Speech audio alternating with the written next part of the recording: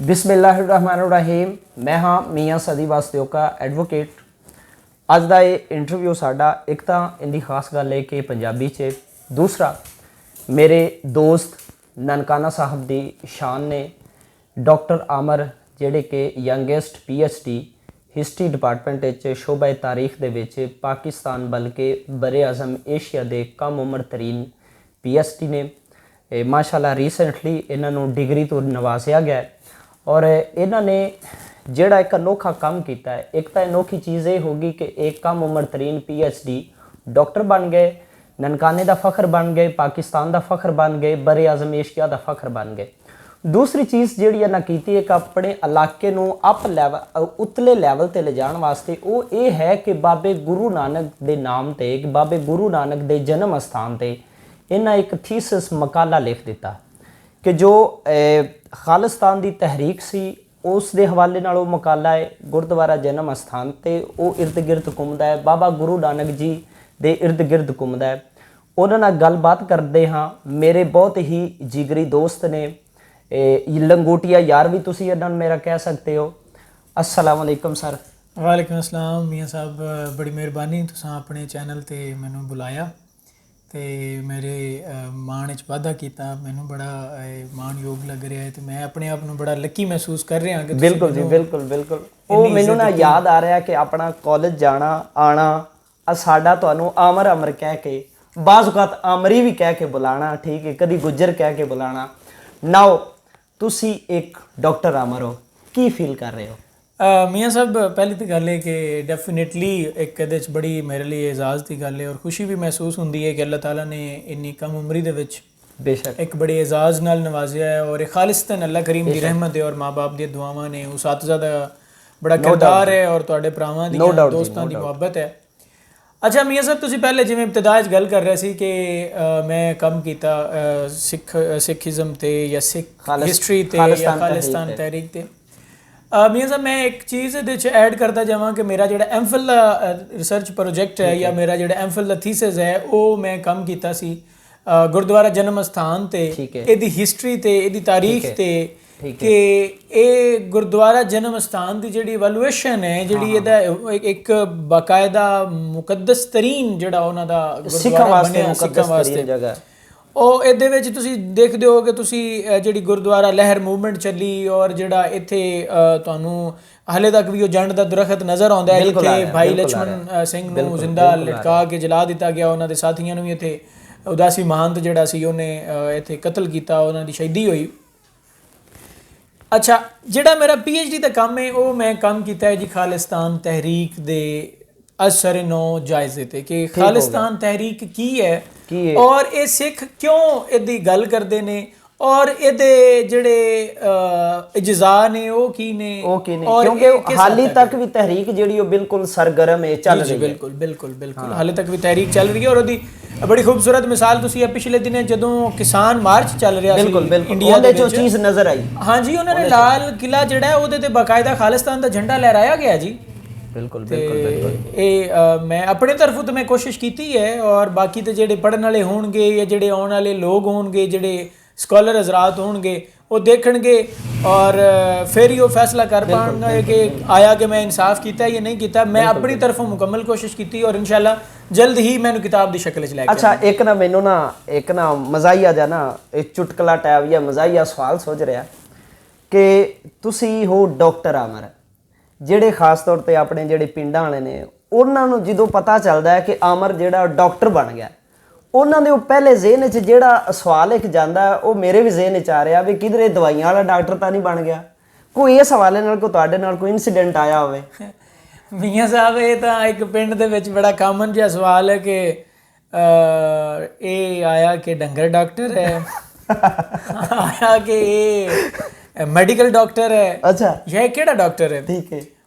ये सवाल तो बिल्कुल आया जदों मैं परसों घर सी ते वो एक बजुर्ग मिले तो मैनू कहंदे पुत्तर मेरे ना लक नूं बड़ी पीड़ हुंदी। अच्छा ते भला हुण मैं कित्थों दवाई लवां ते केड़ी दवाई लवां? मैनू तो लगदा है कि मेरे मोहरे हल गए ने ते उन्हां दे दर्द। मैं कहा बाबा जी तुसीं एक दफा एक्सरे करवा लो ते फिर तुहानूं मैं दस दिंदा मसला। ते ये बिल्कुल सामना करना पै जांदा सिचुएशन दा क्योंकि हाले तक उन्हां नूं नहीं पता कि केड़ा डॉक्टर है, PhD डॉक्टर है या MBBS ਡਾਕਟਰ ਹੈ। ਉਹ ਇਸੇ ਤਰ੍ਹਾਂ ਮੈਨੂੰ ਇੱਕ ਵਾਕਿਆ ਯਾਦ ਆ ਗਿਆ ਕਿ ਮੈਂ ਨਾ ਪਿਛਲੇ ਸਾਲ ਨਾ 1-2 ਸਾਲ ਪਹਿਲੇ ਇਹ ਚੇਅਰਮੈਨ ਜੇਲ ਇਨਸਪੈਕਸ਼ਨ ਕਮੇਟੀ ਬਣਿਆ। ਤੋਂ ਕਿਧਰੇ ਕੋ ਅਖਬਾਰ ਵਗੈਰਾ 'ਚ ਛੋਟੀ ਮੋਟੀ ਖਬਰ ਲੱਗੀ ਸੀ ਤੇ ਮੇਰੇ ਪਿੰਡ ਆਣਿਆਂ ਤੱਕ ਉੱਡਦੇ ਖਬਰ ਪਹੁੰਚ ਗਈ। ਸ਼ਾਮ ਨੂੰ ਜਦੋਂ ਮੈਂ ਘਰ ਪਹੁੰਚਿਆ ਨਾ ਤਾਂ ਇੱਕ ਬੀਬੀ ਸਾਡੇ ਲਿਆਈ, ਮੈਨੂੰ ਕਹਿੰਦੀ ਮੀਆਂ ਸਾਹਿਬ ਤੁਸੀਂ ਹੁਣ ਬਣ ਗਏ ਜੇ ਚੇਅਰਮੈਨ ਤਾਂ ਸਾਡੇ ਪਿੰਡ ਦੇ ਰੋਡ ਦਾ ਖਿਆਲ ਰੱਖਿਆ ਤੇ ਉਹ ਇਹ ਗੱਲ ਹੈ। ਅੱਛਾ, ਖਾਲਿਸਤਾਨ ਦੀ ਤਹਿਰੀਕ ਦੀ ਗੱਲ ਕਰੀਏ, ਗੁਰਦੁਆਰਾ ਜਨਮ ਅਸਥਾਨ ਦੀ ਤਹਿਰੀਕ ਦੀ ਗੱਲ ਕਰੀਏ ਤੇ ਡੈਫੀਨੇਟਲੀ ਤੁਸੀਂ ਟੱਚ ਕੀਤਾ ਹੋਵੇਗਾ ਬਾਬਾ ਗੁਰੂ ਨਾਨਕ ਜੀ ਨੂੰ। ਜੀ ਜੀ ਬਿਲਕੁਲ। ਉਹਨਾਂ ਦੀ ਜ਼ਾਤ ਦੇ ਹਵਾਲੇ ਨਾਲ, ਉਹਨਾਂ ਦੀ ਇੱਕ ਮੋਟਿਵ ਦੇ ਹਵਾਲੇ ਨਾਲ ਤੁਸੀਂ ਕੀ ਮਹਿਸੂਸ ਕੀਤਾ ਕਿ ਕਿਸ ਕਿਸਮ ਦੇ ਇਨਸਾਨ ਸਨ? ਰੂਹਾਨੀਅਤ ਦੇ ਹਵਾਲੇ ਨਾਲ, ਮੁਸਲਮਾਨਾਂ ਦੇ ਨਾਲ ਉਹਨਾਂ ਦੀ ਮੁਹੱਬਤ ਦੇ ਹਵਾਲੇ ਨਾਲ, ਜਾਂ ਦੀਗਰ ਮਜ਼ਹਬ ਦੇ ਨਾਲ ਮੁਹੱਬਤ ਦੇ ਹਵਾਲੇ ਨਾਲ, ਕੀ ਤੁਸੀਂ ਕਹਿੰਦੇ ਹੋ ਬਾਬਾ ਗੁਰੂ ਨਾਨਕ ਜੀ? ਦੇਖੋ ਜੀ, ਬਾਬਾ ਨਾਨਕ ਜੀ ਜਿਹੜੇ ਨੇ, ਉਹਨਾਂ ਨੇ ਜਿਹੜੀ ਤੁਸੀਂ ਗੱਲ ਕੀਤੀ ਮੁਸਲਮਾਨਾਂ ਦੇ ਨਾਲ ਮੁਹੱਬਤ, ਭਾਈ ਮਰਦਾਨਾ ਜਿਹੜਾ ਹੈ ਉਹ ਨਨਕਾਣੇ ਦਾ ਮੁਸਲਮਾਨ ਹੈ ਜਿਹੜਾ ਸਾਰੀ ਉਮਰ ਬਾਬਾ ਨਾਨਕ ਜੀ ਦੇ ਨਾਲ ਰਿਹਾ। ਅੱਛਾ, ਸਾਰੀ ਉਮਰ ਹੀ ਭਾਈ ਮਰਦਾਨਾ ਜਿਹੜਾ ਹੈ ਉਹਨਾਂ ਦੇ ਨਾਲ ਰਿਹਾ। ਔਰ ਜਦੋਂ ਬਾਬਾ ਨਾਨਕ ਜੀ ਉਹ ਪੜ੍ਹਦੇ ਸਨ ਸ਼ਲੋਕ ਜਾਂ ਜੋ ਹੈ ਸੀ ਉਹ ਗਾਉਂਦੇ ਸਨ ਤੇ ਭਾਈ ਮਰਦਾਨਾ ਜਿਹੜਾ ਹੈ ਉਹ ਸਾਜ਼ ਵਜਾਉਂਦਾ ਸੀ। ਅੱਛਾ ਅੱਛਾ ਅੱਛਾ ਅੱਛਾ। ਫਿਰ ਬਾਬਾ ਨਾਨਕ ਜੀ ਨੇ ਮੁਸਲਮਾਨ ਉਸਾਜ਼ਾ ਕੋਲੋਂ ਤਾਲੀਮ ਹੀ ਹਾਸਲ ਕੀਤੀ, ਫਾਰਸੀ ਦੀ, ਅਰਬੀ ਦੀ ਤਾਲੀਮ ਹਾਸਲ ਕੀਤੀ। ਇਹ ਜਿਹੜੀਆਂ ਪਾਤਸ਼ਾਹੀਆਂ ਨੇ ਬੁਨਿਆਦੀ ਤੌਰ ਤੇ ਇਹ ਉਹ ਮਕਾਮ ਨੇ ਜਿੱਥੇ ਉਹ ਤਾਲੀਮ ਹਾਸਲ ਕਰਦੇ ਰਹੇ ਨੇ। ਬਿਲਕੁਲ ਸਹੀ। ਫਿਰ ਬਾਬਾ ਨਾਨਕ ਜੀ ਤੁਸੀਂ ਦੇਖੋ ਨਾ ਤੇ ਜਿਹੜਾ ਔਨਕਾਰ ਦਾ ਤਸੱਵਰ ਹੈ ਸਿੱਖੀਜ਼ਮ ਦੇ ਵਿੱਚ, ਇੱਕ ਖੁਦਾ ਦਾ ਜਿਹੜਾ ਤਸੱਵਰ ਹੈ ਉਹ ਬੜਾ ਮਜ਼ਬੂਤ ਹੈ। ਔਰ ਤੁਹਾਨੂੰ ਮਹਿਸੂਸ ਹੋਏਗਾ ਕਿ ਵਹਦਾਨੀਅਤ ਪ੍ਰਸਤ ਕਹਿ ਸਕਦੇ। ਹਾਂਜੀ ਹਾਂਜੀ ਹਾਂਜੀ ਬਿਲਕੁਲ ਵੀ ਯਾਰ ਇਹ ਕਿਧਰੇ ਨਾ ਕਿਧਰੇ ਰੱਬ ਦੇ ਨਾਲ ਜੁੜੀਆਂ ਹੋਈਆਂ ਚੀਜ਼ਾਂ ਨੇ। ਔਰ ਇਹ ਰੱਬ ਤੇ ਉਸ ਰੱਬ ਦੀ ਜਿਹੜੀ ਸ਼ਾਨ ਰਬੂਬੀਅਤ ਹੈ ਉਹਦੀ ਗੁਫ਼ਤਗੂ ਤੇ ਉਹਦੀਆਂ ਗੱਲਾਂ ਨੇ। ਫਿਰ ਬਾਬਾ ਨਾਨਕ ਜੀ ਜਿਹੜੇ ਨੇ ਉਹ ਜਿਹੜਾ ਇੱਕ ਮੁਆਸ਼ਰਤੀ ਨਿਜ਼ਾਮੇ ਜ਼ਿੰਦਗੀ ਹੈ, ਜਿਹੜਾ ਸੁਸਾਇਟਲ ਸਿਸਟਮ ਹੈ ਸਾਡਾ, ਉਹਦੀ ਨਫੀ ਕਰਦੇ ਨੇ। ਅੱਛਾ ਅੱਛਾ ਅੱਛਾ ਅੱਛਾ। ਉਹਦੇ ਚੋਂ ਜਿਹੜਾ ਜ਼ਾਤ ਪਾਤ ਦਾ ਤਸੱਵਰ ਹੈ ਉਹਨੂੰ ਬਿਲਕੁਲ ਉਹ ਮਨਫੀ ਕਰਦੇ ਨੇ, ਕਹਿੰਦੇ ਨੇ ਕਿ ਯਾਰ ਜ਼ਾਤ ਪਾਤ ਤੇ ਹੈ ਹੀ ਨਹੀਂ। ਬਿਲਕੁਲ ਸਹੀ। ਫਿਰ ਨਾਨਕ ਮਹਾਰਾਜ ਜਿਹੜੇ ਨੇ ਉਹ ਜਿਹੜਾ ਇਹ ਅਧਿਆਨ ਦੇ ਤਕਾਬਲੀ ਜਾਇਜ਼ੇ ਦੇ ਵਿੱਚ ਅਸੀਂ ਦੇਖਦੇ ਹਾਂ ਕਿ ਕਿਹੜਾ ਦੀਨ ਬਰਤਰੋ ਬਾਲਾ ਹੈ, ਇਹਦੇ ਵੀ ਕਾਇਲ ਨਹੀਂ। ਠੀਕ ਹੈ, ਇਹਦੇ ਵੀ ਕਾਇਲ ਨਹੀਂ, ਇਹਦੇ ਵੀ ਕਾਇਲ। ਉਹ ਕਹਿੰਦੇ ਨੇ ਖੁਦਾ ਦੀ ਜ਼ਾਤ, ਸਿਰਫ ਖੁਦਾ ਦੀ ਖੁਸ਼ਨੂਦੀ ਹਾਸਲ ਕਰੋ ਰੱਬ ਦੀ ਜ਼ਾਤ ਦੀ। ਠੀਕ ਹੈ।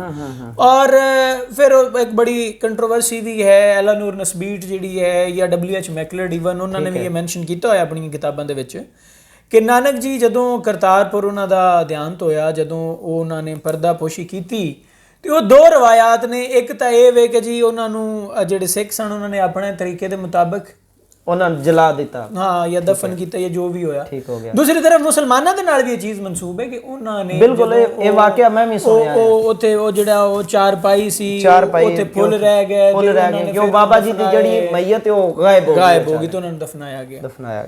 ਸੋ ਇਹ ਨਾਨਕ ਮਹਾਰਾਜ ਜਿਹੜੇ ਨੇ ਇਹ ਇੱਕ ਬੜਾ ਸਾਨੂੰ ਸਾਰਿਆਂ ਨੂੰ ਇਸ ਚੀਜ਼ ਨੂੰ ਦੇਖਣ ਦੀ ਜ਼ਰੂਰਤ ਹੈ ਔਰ ਕਿ ਉਹਨਾਂ ਦੀ ਬੁਨਿਆਦੀ ਤਾਲੀਮ ਤਾਂ ਮੁਹੱਬਤ ਹੈ ਨਾ। ਮੁਹੱਬਤ, ਬਿਲਕੁਲ ਸਹੀ। ਅਮਨ ਔਰ ਮੁਹੱਬਤ ਦਾ ਦਰਸ ਹੈ ਨਾ ਜੀ। ਬਿਲਕੁਲ ਸਹੀ। ਆਪਸ ਦੇ ਵਿੱਚ ਜ਼ਾਤ ਪਾਤ ਦੇ ਨਿਜ਼ਾਮ ਦੀ ਨਫੀ ਕਰਕੇ ਇੱਕ ਦੂਜੇ ਦੇ ਨਾਲ ਮੁਹੱਬਤ ਦੇ ਨਾਲ ਰਹਿਣ ਦਾ ਦੀਨ ਹੈ ਜਾਂ ਦਰਸ ਹੈ। ਔਰ ਅਗਲੀ ਗੱਲ ਇਹ ਵੇ ਕਿ ਨਾਨਕ ਮਹਾਰਾਜ ਨੇ ਹਮੇਸ਼ਾ ਇਹ ਗੱਲ ਕੀਤੀ ਹੈ ਕਿ ਮਿਹਨਤ ਕਰੋ ਔਰ ਮਿਹਨਤ ਦੀ ਅਜ਼ਮਤ ਤੇ ਅਜ਼ੀਮ ਬਣੋ। ਠੀਕ ਹੈ। ਕਿਉਂਕਿ ਖੁਦ ਵੀ ਨਾਨਕ ਜੀ ਸਾਰੀ ਉਮਰ ਕਿਧਰੇ ਤੋਂ ਜਾ ਕੇ ਸੁਲਤਾਨਪੁਰ ਲੋਧੀ ਜਿਹੜੇ ਸਰਕਾਰੀ ਗੁਦਾਮ ਨੇ ਉਹਨਾਂ ਦੇ ਇੰਚਾਰਜ ਬਣੇ ਬੈਠੇ। ਬਿਲਕੁਲ ਸਹੀ। ਕਿਧਰੇ ਉਹ ਜਾਨਵਰ ਚਰਾ ਰਹੇ ਨੇ। ਇਹ ਮਾਲਜੀ ਮਹੱਲੇ ਦਾ ਜਿਹੜਾ ਗੁਰਦੁਆਰਾ ਮਾਲਜੀ ਹੈ ਇਹ ਉਹੀ ਹੈ ਜਿੱਥੇ ਉਹ ਸੱਪ ਨੇ ਆ ਕੇ ਤੇ ਆਪਣਾ ਉਹ ਫਨ ਜਿਹੜਾ ਫੈਲਾ ਕੇ ਤੇ ਉਹਨਾਂ ਤੇ ਛਾਂ ਕੀਤੀ। ਜਾਂ ਉਹਦੇ ਤੋਂ ਹਟ ਕੇ ਤੁਸੀਂ ਦੇਖੋ ਗੁਰਦੁਆਰਾ ਜਿਹੜਾ ਰੋੜੀ ਸਾਹਿਬ ਬਣਿਆ ਐਮਨਾਬਾਦ, ਉੱਥੇ ਤੁਸੀਂ ਦੇਖੋ ਉੱਥੇ ਵੀ ਕਈ ਐਸੇ ਕ੍ਰੋਨਿਕਲਸ ਹੈ ਨੇ ਜਿਨ੍ਹਾਂ ਦੇ ਵਿੱਚ ਬਾਕਾਇਦਾ ਬਿਆਨ ਕੀਤਾ ਜਾਂਦਾ ਕਿ ਨਾਨਕ ਮਹਾਰਾਜ ਜਿਹੜੇ ਨੇ ਜਦੋਂ ਬਾਬਰ ਨੇ ਆ ਕੇ ਇੱਥੇ ਹਮਲਾ ਕੀਤਾ ਔਰ ਕੈਦ ਕੀਤੇ ਲੋਕ ਤੇ ਉਹ ਨਾਨਕ ਮਹਾਰਾਜ ਵੀ ਕੰਮ ਕਰਦੇ ਪਏ ਸਨ ਤੇ ਉਹਨਾਂ ਦੇ ਸਿਰ ਦੇ ਉੱਤੇ ਉਹ ਪੰਡ ਚੁੱਕਦੇ ਸਨ ਤੇ ਜਿਹੜੀ ਪੰਡ ਹੈ ਨਾ ਜਿਵੇਂ ਸਾਹਿਬ ਉਹ ਪੰਡ ਜਿਹੜੀ ਉਹ ਸਿਰ ਤੋਂ ਉੱਤੇ ਹੁੰਦੀ ਸੀ। ਉਹ ਫਿਰ ਬਾਬਰ ਨੇ ਕਿਹਾ ਕਿ ਇਹ ਬੜੇ ਇਸ ਤਰ੍ਹਾਂ ਦੀਆਂ ਜਿਹੜੀਆਂ ਕਰਾਮਾਤ ਨੇ ਉਹ ਬਾਬਾ ਜੀ ਨੂੰ ਅਟੈਚ ਸਨ। ਹਾਂ, ਇਹ ਬੇਸਿਕਲੀ ਦਰਵੇਸ਼ ਕਹਿ ਸਕਦੇ ਹੋ ਤੁਸੀਂ। ਬੇਸ਼ੱਕ, ਕਿਉਂਕਿ ਬਿਲਕੁਲ ਰੂਹਾਨੀਅਤ ਦੇ ਵਿੱਚ ਵੀ ਇੱਕ ਮਜ਼ਹਬ ਪ੍ਰੈਫਰ ਨਹੀਂ ਕਰਦਾ। ਅੱਲਾਹ ਤਾਲਾ ਨੂੰ ਸਿਰਫ ਤਕਵਾ ਪਸੰਦ ਹੁੰਦਾ ਔਰ ਤਕਵਾ ਕੋਈ ਵੀ ਸ਼ਖਸ ਜਿਹੜਾ ਉਹ ਇਖਤਿਆਰ ਕਰਕੇ ਤੇ ਅੱਲਾਹ ਤਾਲਾ ਦੇ ਨਜ਼ਦੀਕ ਜਾ ਸਕਦਾ। ਅੱਛਾ, ਹੁਣ ਮੇਰਾ ਵਾਈਂਡ ਅਪ ਵਿੱਚ ਆਉਂਦੇ ਆ।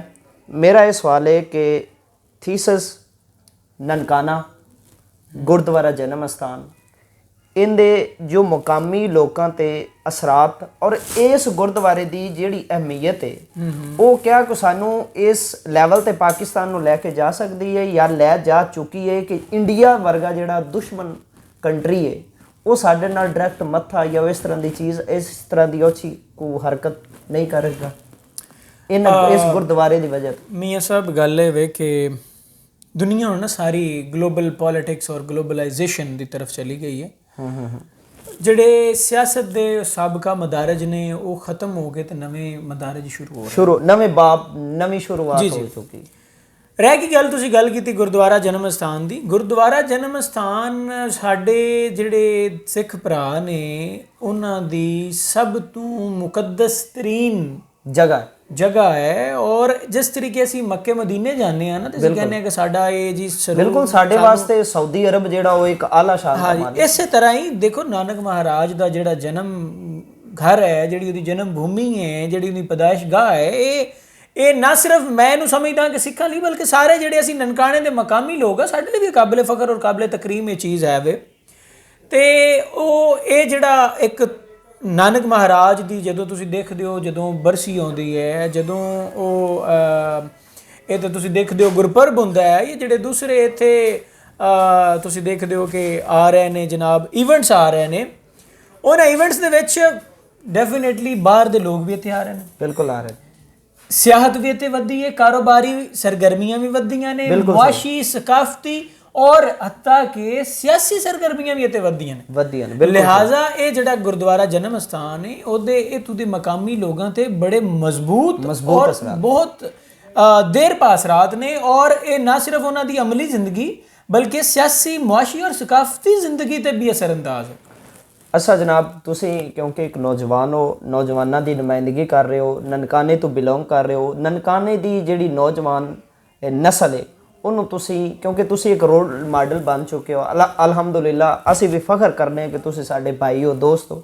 ਤੁਸੀਂ ਸਾਡੇ ਜਿਹੜੇ ਨੌਜਵਾਨ ਦੋਸਤ ਨੇ ਜਿਹੜੇ ਸਟੱਡੀ ਕਰ ਰਹੇ ਨੇ ਜਾਂ ਜਿਹੜੇ ਇੰਟਰਸਟਡ ਨੇ ਉਹਨਾਂ ਵਾਸਤੇ ਕੋਈ ਛੋਟਾ ਜਿਹਾ ਪੈਗਾਮ। ਮੀਆਂ ਸਾਹਿਬ ਪਹਿਲੀ ਤਾਂ ਗੱਲ ਹੈ ਕਿ ਤੁਸੀਂ ਖੁਦ ਮਾਸ਼ਾਅੱਲਾ ਬੜੇ ਜ਼ਹੀਨ ਔਰ ਬੜੇ ਮਿਹਨਤੀ ਔਰ ਕਾਬਿਲ ਬੰਦੇ ਹੋ। ਸਾਡੇ ਜਿਹੇ ਲੋਕਾਂ ਲਈ ਤੇ ਤੁਸੀਂ ਖੁਦ ਕਾਬਿਲ ਇਫਤਖਾਰ ਹੋ। ਜਜ਼ਾਕੱਲਾ ਜਨਾਬ, ਮੁਹੱਬਤ। ਜਿਸ ਤਰੀਕੇ ਤੁਸੀਂ ਆਪਣੀ ਕਿਤਾਬ ਲਿਖੀ ਔਰ ਫਿਰ ਮਜ਼ੀਦ ਕਿਤਾਬਾਂ ਲਿਖਣ ਜਾ ਰਹੇ ਹੋ, ਮੈਂ ਇੱਕ ਹੀ ਅਰਜ਼ ਕਰਾਂਗਾ ਜੀ, ਮੈਂ ਪੈਗਾਮ ਦੇਣ ਵਾਲਾ ਮੈਂ ਕੌਣ ਹੁੰਦਾ ਵਾਂ। ਉਹ ਪੰਜਾਬੀ 'ਚ ਮੇਰੇ ਉਸਤਾਦ ਅਕਸਰ ਕਹਿੰਦੇ ਹੁੰਦੇ ਸੀ ਕਿਤੇ ਮੇਰ ਅਲੀ ਤੇ ਕਿਤੇ ਸ਼ੇਰ ਅਲੀ, ਕਿਤੇ ਸ਼ੇਰ ਅਲੀ ਕਿਤੇ ਮੇਰ ਅਲੀ, ਉਹ ਕਿਤੇ ਤੇਰੀ ਸੁਣਾ ਉਹ ਤਾਂ ਬੜਿਆ ਕਿਤੇ ਸ਼ੇਰ ਅਲੀ। ਠੀਕ ਹੈ। ਤੇ ਉਹ ਮੀਆਂ ਸਾਹਿਬ ਮੈਂ ਇੱਕ ਹੀ ਅਰਜ਼ ਕਰਨਾ ਚਾਹਾਂਗਾ ਸਾਰੇ ਭਰਾਵਾਂ ਨੂੰ, ਸਾਰੇ ਮਾਣਯੋਗੀਆਂ ਨੂੰ, ਸਾਰੇ ਮਿੱਤਰਾਂ ਨੂੰ ਕਿ ਯਾਰ ਜ਼ਿੰਦਗੀ ਦੇ ਵਿੱਚ ਜਿਹੜਾ ਵੀ ਕੰਮ ਕਰੋ ਨਾ ਉਹਨੂੰ ਪੂਰੀ ਤਰ੍ਹਾਂ ਨਾਲ ਇਨਸਾਫ ਉਹਦੇ ਨਾਲ ਕਰੋ, ਉਹਨੂੰ ਪੂਰੀ ਤਰ੍ਹਾਂ ਇਮਾਨਦਾਰੀ ਨਾਲ ਨਿਭਾਓ। ਚਾਹੇ ਉਹ ਰਿਸ਼ਤਾ ਹੈ, ਠੀਕ ਹੈ, ਚਾਹੇ ਉਹ ਤੁਹਾਡਾ ਕਿਸੇ ਨਾਲ ਤਾਲੁਕ ਹੈ, ਠੀਕ ਹੈ, ਚਾਹੇ ਉਹ ਤੁਹਾਡੀ ਪੜ੍ਹਾਈ ਹੈ, ਚਾਹੇ ਉਹ ਤੁਹਾਡੀ ਜ਼ਿੰਦਗੀ ਦਾ ਕੋਈ ਵੀ ਬਾਬ ਹੈ, ਉਹਨੂੰ ਪੂਰੀ ਇਮਾਨਦਾਰੀ ਨਾਲ ਨਿਭਾਓ ਤੇ ਤੁਹਾਨੂੰ ਜ਼ਿੰਦਗੀ ਦਾ ਮਜ਼ਾ ਵੀ ਆਏਗਾ, ਤੁਹਾਨੂੰ ਲਜ਼ਤ ਵੀ ਆਏਗੀ ਔਰ ਰੱਬ ਦੀ ਜ਼ਾਤ ਤੁਹਾਡੇ ਤੇ ਕਰਮ ਵੀ ਕਰੇਗੀ ਔਰ ਮਿਹਰਬਾਨੀਆਂ 'ਚ ਰਹੋਗੇ। ਅੱਛਾ, ਸਾਨੂੰ ਕਿਉਂਕਿ ਪੂਰੀ ਦੁਨੀਆ ਤੋਂ ਲੋਕ ਦੇਖ ਰਹੇ ਨੇ, ਮੇਰੇ ਕੁਝ ਇੰਡੀਆ ਦੇ ਵੀ ਦੋਸਤ ਦੇਖ ਰਹੇ ਨੇ, ਮੈਂ ਚਾਹੁੰਦਾ ਕਿ ਇੰਡੀਆ ਦੇ ਸਿੱਖਾਂ ਵਾਸਤੇ, ਪਾਕਿਸਤਾਨ ਦੇ ਸਿੱਖਾਂ ਵਾਸਤੇ ਇੱਕ ਛੋਟਾ ਜਿਹਾ ਪੈਗਾਮ ਸਿਰਫ ਸਿੱਖਾਂ ਵਾਸਤੇ। ਸਭ ਨੂੰ ਤਾਂ ਜੀ ਸਭ ਤੋਂ ਪਹਿਲੇ ਮੇਰਾ ਢੇਰ ਸਾਰਾ ਸਤਿ ਸ੍ਰੀ ਅਕਾਲ।